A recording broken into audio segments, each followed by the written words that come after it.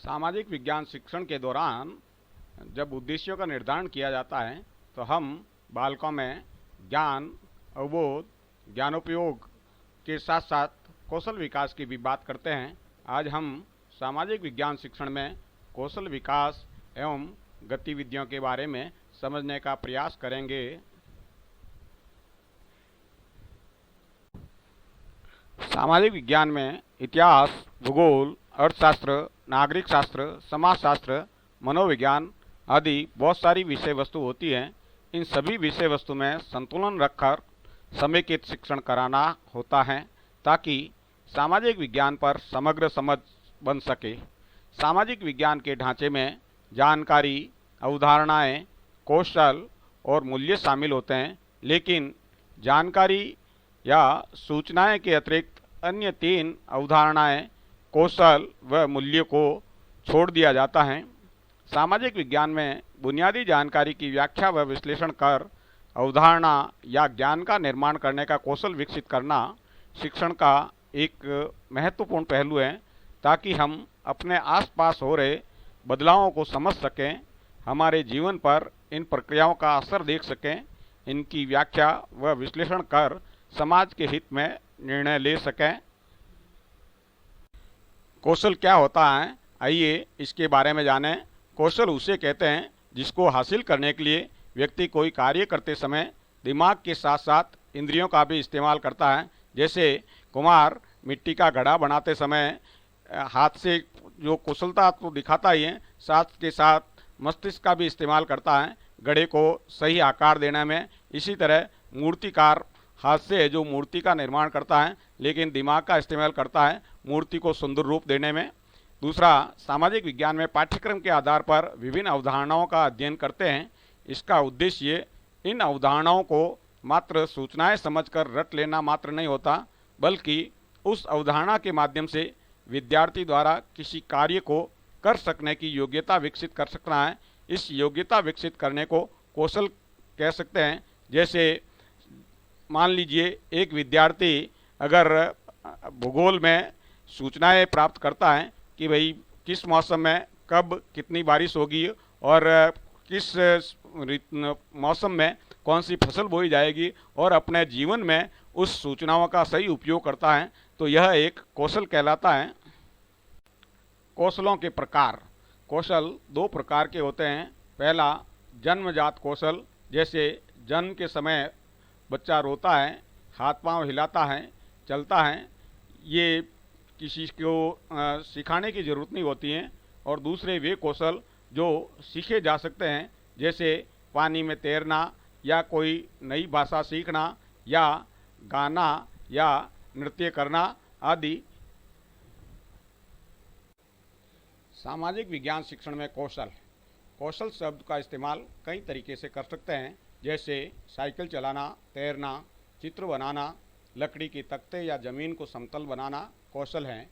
इनमें कई तरह के उप कौशल हैं, जैसे ब्रश चलाना, उपकरणों का इस्तेमाल करना व माप लेना।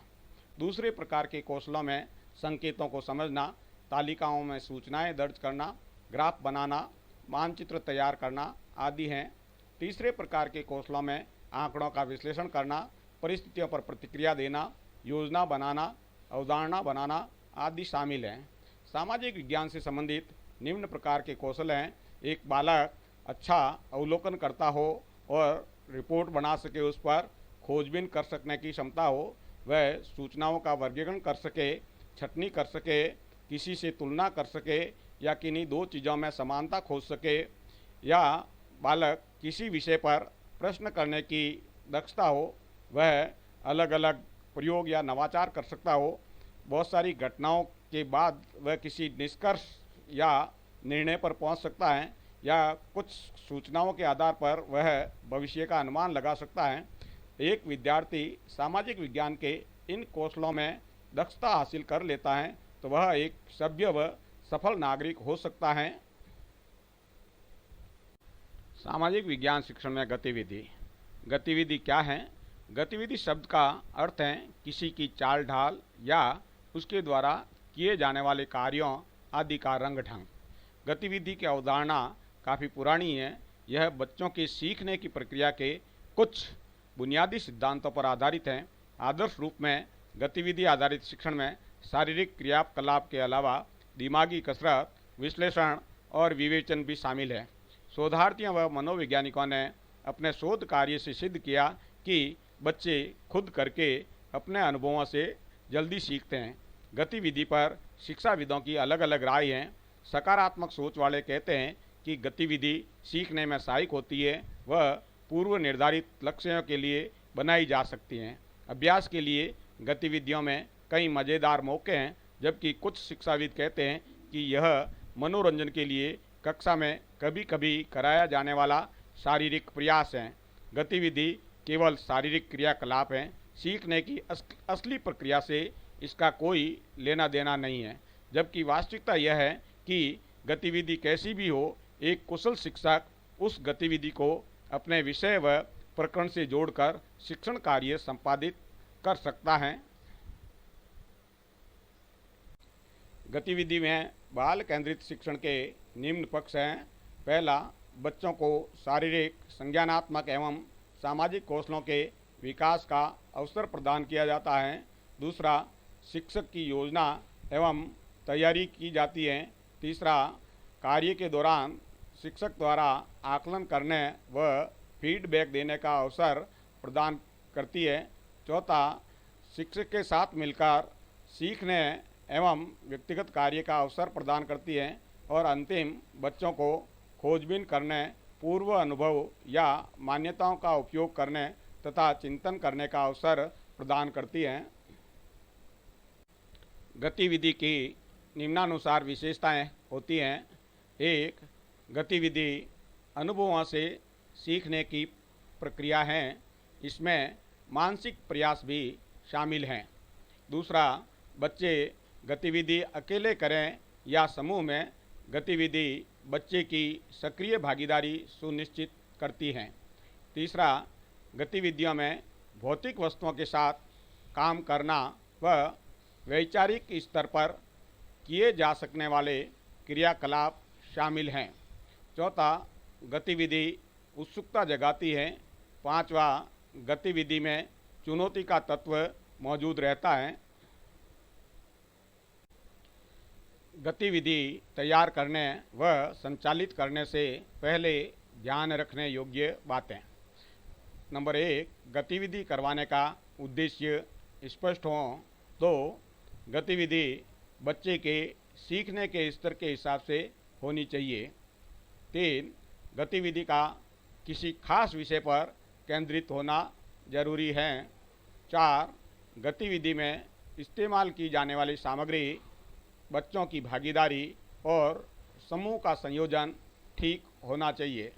5, गतिविधि करने के निर्देश सरल व स्पष्ट हों। 6, कक्षा में अवलोकन, समूह बनाने, निर्देश देने और सामग्री का इस्तेमाल को लेकर शिक्षक का दक्ष व समर्थ होना जरूरी है। 7, गतिविधि संचालन के दौरान शिक्षक की भूमिका न्यूनतम हो। 8, सभी बच्चों की सक्रिय भागीदारी सुनिश्चित हो। 9, गतिविधि का विश्लेषण व समीक्षा जरूरी है। सामाजिक विज्ञान शिक्षण में निम्नानुसार गतिविधियां एक शिक्षक द्वारा करवाई जा सकती हैं। छात्रों को अपने आसपास के प्राकृतिक संसाधनों जैसे भूमि, मृदा, जल, वनस्पति, खनिज, ऊर्जा संसाधन तथा विभिन्न प्रकार के उद्योगों से संबंधित सूचनाएं एकत्रित करना तथा राजस्थान, भारत व विश्व में इन संसाधनों के वितरण में संबंध स्थापित करने का कार्य हो सकता है। छात्रों को यात्रा व ऐतिहासिक भ्रमण पर ले जाया जा सकता है। छात्रों से स्क्रैप बुक तैयार करवाई जा सकती हैं, जिसमें इतिहास पुरुषों, भूगोलवेताओं, समाजशास्त्रियों, मनोवैज्ञानिकों के चित्र, जीवन परिचय व उनका जीवन दर्शन व महत्वपूर्ण घटनाएं संग्रहण करना व लिखने का कार्य होता है।